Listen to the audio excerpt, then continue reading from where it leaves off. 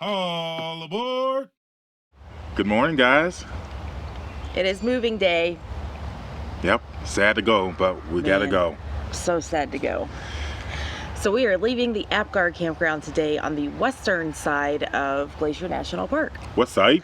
And we have come up with 7 or 8 tips to kind of help you through the western side of Glacier National Park. Yes. Eastern side's cut and dry.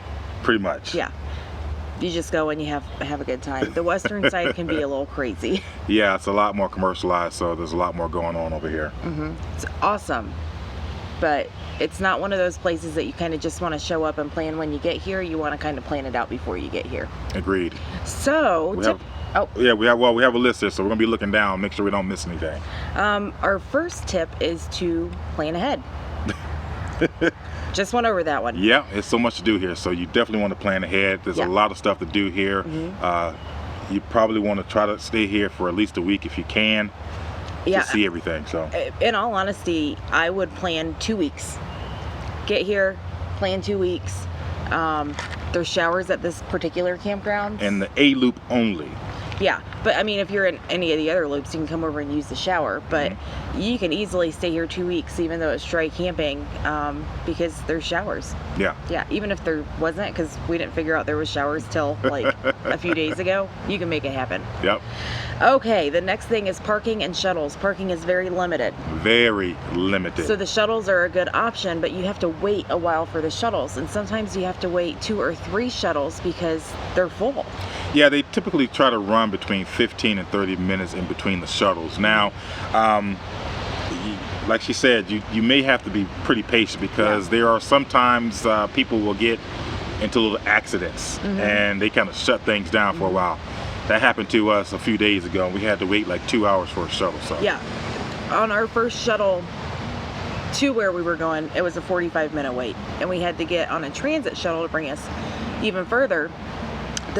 The wait from shuttle 1 to shuttle 2 was like maybe 5 minutes. Yeah. And then on the way back, waiting for the shuttle was only maybe 10 minutes. But then for the transit shuttle, we probably waited an hour and a half. Yeah, and that's not typical. Again, it was a little fender bender, so they shut some stuff down. But we do highly recommend taking advantage of the shuttle system because it is free, and the parking here is limited. So. Yep. Yeah, I mean, you can drive around parking lots for an hour and wait for somebody to pull out, and that's not even a guarantee. While you are waiting, everybody's here doing the same thing. They're waiting.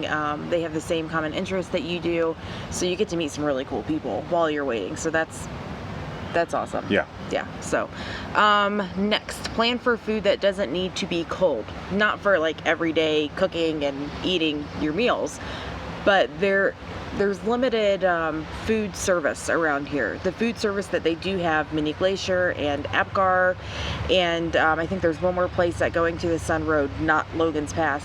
The food is pretty good. It really is pretty good. Yeah. It's not the cheapest around, but beggars can't be choosers. So when you're in a pinch, you won't be disappointed with the food. Yeah, but when you're waiting for hours for a shuttle to come, or for parking, or you finally got parking and you want to do a certain trail and you have went 4 or 5 hours without eating, you need to pack some granola bars, some almonds, some dates. Absolutely. A piece of fruit, something you need to, and we usually always have food with us in the truck, some kind of dry food. And then we always usually put it in our hiking bag. We didn't. Not this particular time, yeah, but we were very fortunate that a family they felt sorry for us. They fed us, basically. Thank you guys very much. Okay, so the next tip is scary drives. If you are scared of heights, do not attempt the Going to the Sun Road. If you want to drive all the way from the east side to the west side on the Going to the Sun Road, that would be your best bet if you're scared of heights. But being on that ledge from the western side going towards the eastern side, or from the western side going towards Logan's Pass, you will poop your pants. Yes, I didn't though. Did you? I couldn't look out the window on the shuttle. We got to what's called the loop in the truck, and to that point, no problems. Even Ben could look out the window. But past the loop to Logan's Pass, It is incredible views, but it is scary. Yeah, once you get past the loop trails, what they call it, it starts to get a little sketchy Ooh. from that point forward. So we decided to turn around in the truck, but luckily, again, the shuttles are awesome. They're free. And free, yeah. Yeah, so we opted to do the shuttle, and we were able to experience the Going to the Sun Road. Yeah, and on the way back from Logan's Pass on the shuttle, I was actually able to sit in the front seat, which is fine because when I'm up against the mountain, I do great. So I was able to get some really good footage and able to enjoy myself and not feel like I was going to fall off the ledge. Holy cow, those roads are so narrow and twisty and turny. Yeah, so just take our word for it. If you're afraid of heights and you want to do it, do the shuttle. Now, you guys know that we are proponents of solar, and that brings us to our next tip. The campgrounds in Glacier National Park are all fantastic. They are all dry camping, and they are all pretty well shaded, which is good because it can get kind of hot here. We've had really good luck with weather, but there have been a couple of hot days, and when we say hot, we mean like low 80s. Not really hot. So do bring a generator if you have it. For sure. Our solar did pick up a little bit of sun. We got lucky with a decent site, but still not enough sun to where we were able to run everything the way that we really wanted to. So we took advantage of those generator hours almost every single day. Yeah, you can run the generator 3 times a day. If I'm not mistaken, I believe it's 8 a.m. to 10 a.m. and then from 12 to 2 and then from 5 to 7. Yep.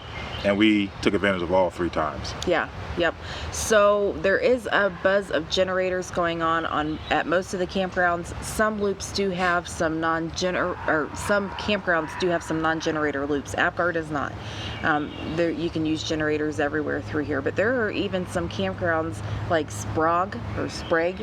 I believe that's completely generator free. So bring your generator. Yes. Yep. Okay. First come, first serve sites.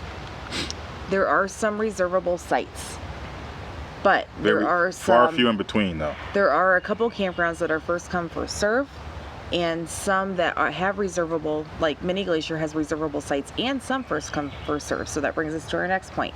If you're coming for first come, first serve, don't let that scare you away, and don't let people tell you you're never going to get in. Get there early, drive around a few times. On the day that somebody leaves, that tag will be taken off of their post by 10 a.m. We even had somebody come to our campsite this morning and say, hey, are you guys leaving today? And we said, yeah, we'll be leaving by noon. So they came around and they put a tag on our site, and they're just kind of waiting for us to leave. So be persistent, come early. Don't be afraid to ask people if they're leaving. Absolutely. Don't be discouraged. There's people leaving every day, so you'll luck out. Yeah, we got super lucky. When we got here, it was about 9 o'clock in the morning, and there were several empty sites. So I think that there's a sweet spot as well. I think a lot of people leave super early, so you can just, pull into their site. And that's what we were able to do. I think we got the best site in the entire place. I think so, too. And again, the major tip here to take away is really to get here early as possible, and also more so during the middle of the week. I think that's the sweet spot. Yeah, because Fridays and Saturdays, it does stay a little bit more full. It's not impossible, but it does stay a little bit more full. And if this one's full, there's plenty of campgrounds outside of the park. There's actually dispersed camping outside of the park, free camping. We actually went and looked at a couple of the places, and though they were great views and great places to camp, getting down those roads, not long roads, looked to be something we didn't want to attempt. Yeah, you'll definitely need a high clearance vehicle and or high clearance trailer or rig as well if you want to get down some of those roads, because they have some major ruts and some major grooves. And if it rains, it's even more harder to do so. Oh yeah, yep. Okay, next point is cell signal is dismal. Yeah, so the thing with the cell signal is it will show Verizon LTE. However, it's not high speeds. It's going to be good enough for you to make a phone call. Yeah. As you guys know, we have the AT&T hotspot, and we use the antenna to kind of amplify our signal. AT&T actually works, in our opinion, a little bit better than Verizon does out here, and having the antenna has helped us tremendously as well. Yeah. We've been able to, stream some Netflix, some Hulu, some entertainment on TV to get us through some of our more relaxed day. So But once you're outside of this particular area, Apgar, when you hit the avalanche and going to the Sun Road, you're not going to have any cell service. None. So that loops us back around to plan ahead. You can't really search anything as you go. Make sure you have a map, a Glacier National Park map handy. But if you need to make a phone call, you're not going to be able to. So just keep that in mind. that's correct. Okay. Next tip is we wanted to try out paddleboarding, and there is a place to rent kayaks and paddle boards in Apgar in the village area, and they give you these little wheelie things and you have to wheel them all the way down to the water. Luckily, we figured out before that there is a place right next to the lake on the far inside of Apgar Village where you can just rent them right there. Yeah. The prices for the paddle boards were actually quite a bit cheaper because in town, a half a mile down the road, it was $26 for 2 hours. There, it was $10.50 per hour, which is great because we just wanted to do an hour anyway. So the one closer to the water has cheaper prices for some things, not all things. I think the tandem kayak was $1 more expensive for 2 hours. So the prices vary, but you can rent by the hour close to the water and you can't in town. And plus you don't have to lug it. Right. So I think that in itself is just a huge plus because it literally is about a half a mile. yeah. And I walk. wonder how many people get down there and then see that there's a little place to rent boats down there and are like, you've got to be kidding me. We would have been those people had we not. Researched Yeah. and explored. So. Yep. Okay. Last tip, last but not least, and this is a really good tip. Bikes are great around here. You can ride your bike to the shuttle stops. You can ride your bike to the village, through the village. There's even a paved bike path from Apgar Campground to the Apgar Visitor Center, and parking can get crazy there. There's places to park your bike, bring a lock with you if you want to keep it there all day. The shuttle from Apgar Visitor Center is actually much easier to get on. That's what fills up the shuttles. So if you ride your bike, which is like 0.2 miles from the campground to the Visitor Center and leave your bike there, you're not going to have to wait for a shuttle nearly as long if you wait actually at the campground. Even though it's so close, again, it fills up at the Visitor Center first. Yeah, bikes are huge. I don't know, did you say that also on the shuttles, you might have not said it or not, but there are spots on the shuttle where you can actually put your bikes on there. On the front, yeah, if it's not full. Yeah, if it's not full. So that's huge as well too. Yeah, we were so desperate to get home that one day. We wanted to ride the bike rack home. So I think that's really it. We loved it.